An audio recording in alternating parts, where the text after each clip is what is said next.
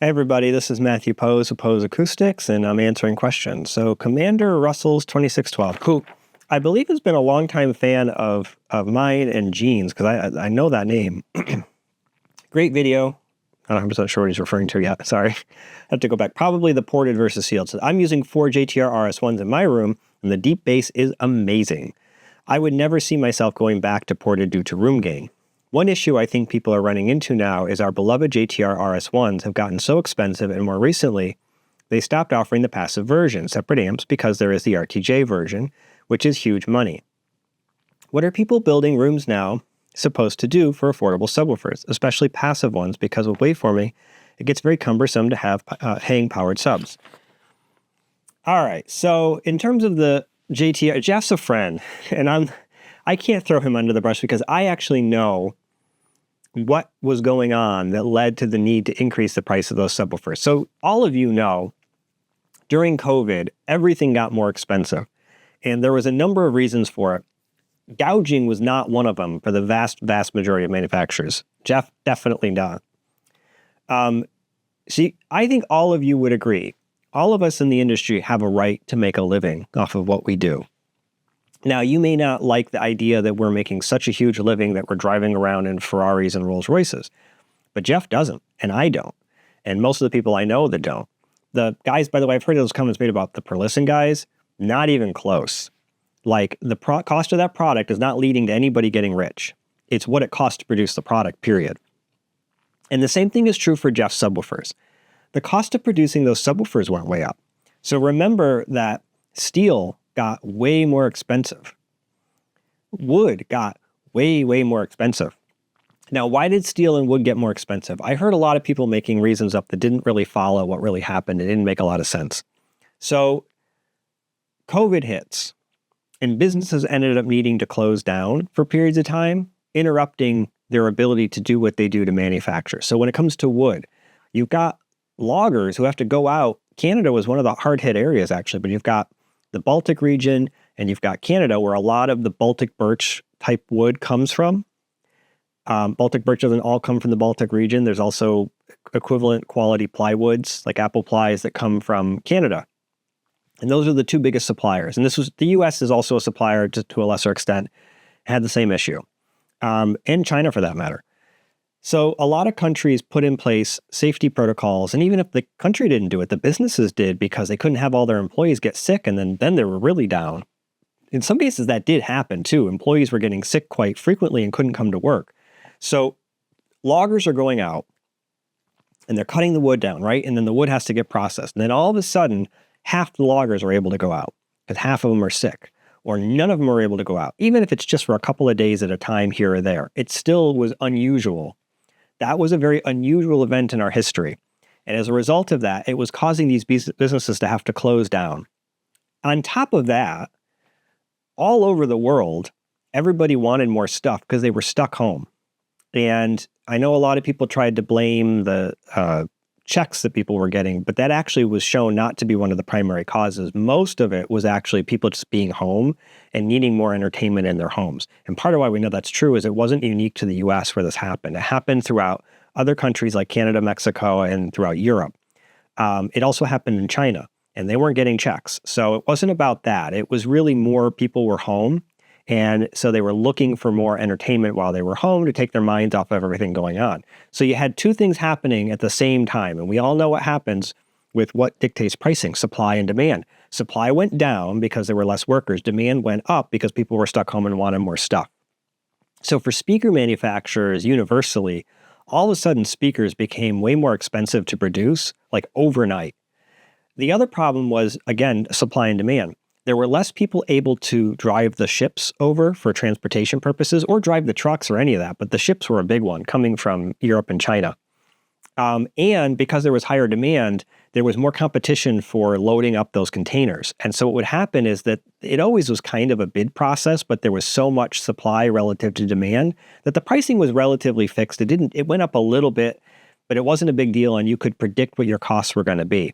All of a sudden, what might have cost like a couple $100 was like $1,000. Like the cost of that shipping went way up. Again, practically overnight. And so modeling and forecasting what your costs were going to be as a business went out the window. And if you're a big business with really sophisticated analysts who are handling these, you can start to account for that and then fix it. But what do you do when you're Jeff or you're me or anybody else who's just like a kind of a one-man show? It's really hard to do that. We are not sophisticated forecasters. And so all of a sudden we see our prices skyrocket on the things that we're trying to do for you guys and no easy way to control it. We don't even know how long it's going to last. Is it going to be a week, a month, a year? Is it going to go even higher? It just wasn't known. So in the case of Jeff's subwoofers, his material costs went way up. His amps became more expensive. And the amps became more expensive because manufacturing the amps became more expensive, the parts to manufacture the amps became more expensive, et cetera, right? His wood became more expensive. He uses plywood. He uses a very, very high quality plywood. Plywood is way more expensive now than it used to be. And while it's come down in price from what it was at its peak, I mean, when I was building this house, at one point, plywood had gone from like, trying to remember how bad it was. I think it had been like $80 a sheet to $500 a sheet. And then it came way down from that, but it still never came down to the low it had been at, which already was more obviously than it had been over the years. There is normal natural inflation. And then there was this very artificial sudden inflation that happened as a result of what was going on with COVID and the massive increase in supply and demand.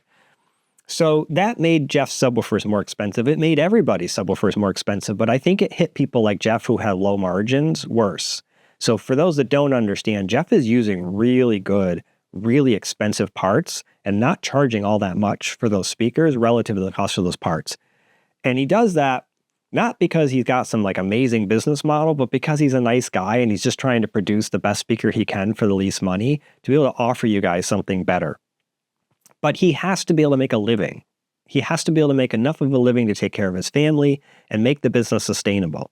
And I've talked about this before. The costs of selling a product are not the cost of the materials plus the cost of the labor, and then a little bit of margin. You've got to account for things like warranty repair, for instance, aftercare, after service. Like he's going to have to account for enough money that if he has to spend time on the phone with clients to help them, or he has a guy, Tony, that works for him that does sales that also does some support, he's got to be able to pay him for that, right? And as you get bigger, you have to have not one person, but 2 or 3 or 4 people to do that. And there's a cost to that. The warranty stuff, I mean, the speaker power amps are really good, but they went through a period of reliability issues. They're not perfect. They do go. So even if speaker power is willing to fix an amp that breaks under warranty, Jeff has to pay for the shipping costs and maybe in a position where he needs to have some extra amps sitting around so he can ship one to a client right away so that they're not without one. So even when the manufacturer of the product is helping you, there still are issues that you have to account for that are part of your own costs, and those are not insignificant. So his margins were always too small, and he basically ended up getting to a point where, in light of what happened, he had to raise his prices. So I know that made it hard for you guys, but it's just a reality of the society we live in right now. It is worldwide. It is not unique to the United States, and there's not a lot we can do about it. I think what you're going to see was that there was a kind of a correction price change that everybody had to do. Those price increases were actually ongoing for a period of time while everybody was reanalyzing what was happening to the market and the cost of things. We now know at this point they're not going to go up anymore other than normal amounts of inflation. And so pricing is going to settle quite a bit. And you're not going to see the same kind of increases you did. But that had to happen. And they couldn't come back down because unfortunately the costs really didn't come down. They just flatlined. So in terms of what do I recommend as an alternative, I still recommend his subs. I think they're a great subwoofer and I don't think you can beat them for the money. I use them where I can. The RTJ line, I understand the issues with that. And Jeff and I have had many conversations about trying to differentiate those products more. And I think that you will see changes in the future that will help to differentiate the two lines more to make the more expensive subwoofer a better value in terms of like you're getting more for the same money. And that'll change things. The idea of the remote amplifier, the separate amplifier with the passive subs was that was an installer feature. And so it made sense to make that unique to the RTJ line and to keep the JTR line more of a DIY consumer line where you wouldn't necessarily want those. You got to also remember, some people are very good in the DIY community and they're capable of handling outboard amplifiers. That's not true across the board. And so there's increased cost and risk for Jeff to be able to offer that as an option for the same price, basically, or a small cost upgrade, because now he's got more risk on his end for them doing something wrong. We had a project yesterday where an integrator was involved. I'm the one who sold the job and designed and engineered the job, but the client isn't local and wanted to use a local integrator who's really like, I think, a very small, I think it's like a one-man show kind of thing. And we don't know exactly what went wrong. All I know is the amp wasn't working right. We thought we were going to have to RMA the amp. We were getting very weird lights on the back that didn't match, and the integrator showed up he had other work to do, and he unhooked the speaker wire, checked everything, and reconnected it, and it worked fine. So what do I think was wrong? I suspect strongly that there was a little stray piece of copper, and it caused a short, and so it was probably shorting the amp out. And the amp doesn't really have like an obvious light feature that tells you that it's shorted itself out and gone into protection. But that would be my guess as to what was happening. And when he took the wire off and then reconnected, he probably fixed whatever was causing the short that wasn't noticed, and all was good. I saw close-up zoomed-in pictures of the back of the amp while we were working on it. Never saw any evidence of this short, but we don't know what else it could be because literally we power cycled it multiple times. We changed the XLR cables around, and then I didn't want the client to change the wire around. I wanted to make sure somebody who had more experience with that did it so that when the integrator showed up, the tech showed up, I had him do it, and that fixed the problem.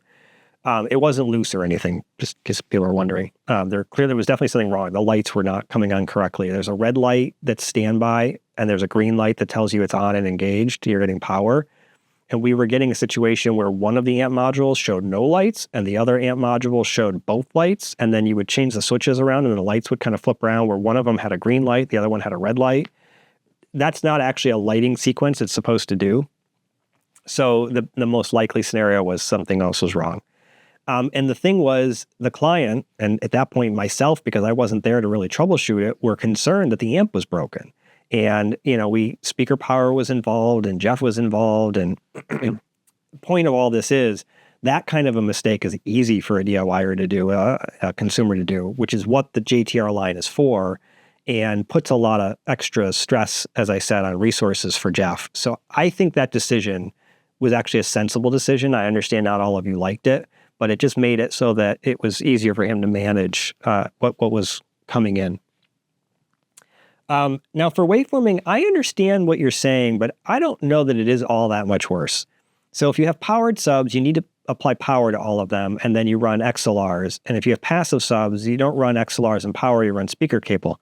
So really the only extra thing is the power portion of it. If you put the outlets somewhere on the wall, it's not that big a deal to use a powered sub up on the wall like that. They're actually going to be showing this year at CEDIA per listen as the partner. And so what that means, because they don't make currently a passive subwoofer, is you're going to have active subwoofers up on stands behind the screen.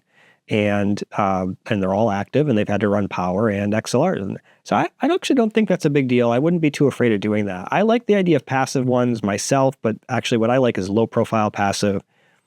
But if I had to do active, it's not the end of the world. It's not, my bigger issue, which Jeff subs sometimes have issues with, but not always, is hum. So if the power isn't run dedicated quite right, which would be hard if you're doing waveforming, you probably need dedicated outlets run anyway. And you get a ground loop, especially like I had a client once who had RCAs going into like a mini DSP to RCAs out to the subs, and there was like really bad hum. And I think the easiest fix for him would have been XLRs, to be honest with you. That's the bigger issue with that one. There's lots of other good subwoofers out there for what it's worth. But Jeff's stuff is a really good value. I mean, everything got more expensive. So when you look at like Arundel, for instance, they have a dual, I think it's like a dual 13. It doesn't have as good deep bass output as for the sealed as Jeff subs do. It doesn't have anywhere near as much X-Max. The drivers are nowhere near as robust, but it's a nice subwoofer. It performs well. And in the mid bass, it definitely has similar output to Jeff's subwoofers. It might even have a little more just because it's a different kind of driver. They're powered.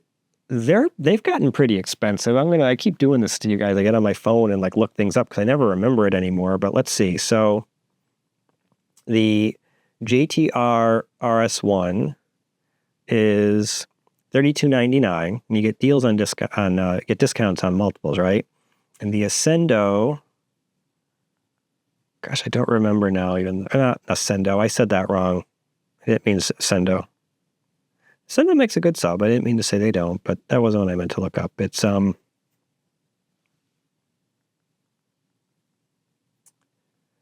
on, I'll think of this. Arundel subwoofers. There we go. Sorry, guys. They make a dual sealed called the 1723 2S. There we go.